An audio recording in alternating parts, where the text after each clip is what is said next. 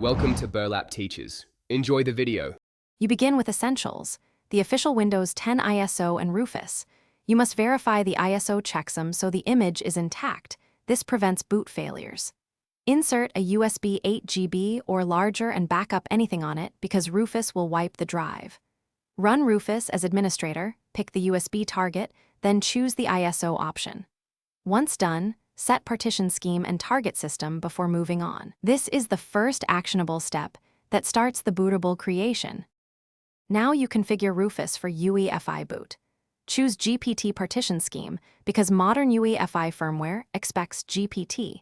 This ensures the drive boots on UEFI-only systems. Select target system, UEFI, non-CSM. Pick FAT32 as the file system because many UEFI firmwares read FAT32. Use NTFS only if the ISO has files larger than 4 GB and your firmware supports it. Make sure the cluster size is default, then click Start. Rufus will write and make the USB EFI bootable. Wait until it finishes.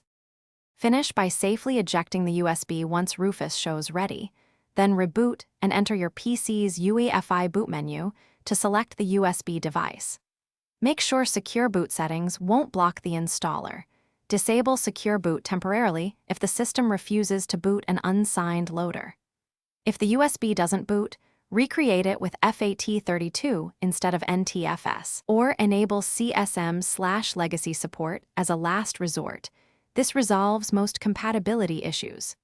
Finally, reinstall with the UEFI installer and re-enable Secure Boot afterward. Thanks for watching. Consider subscribing if this video helped you.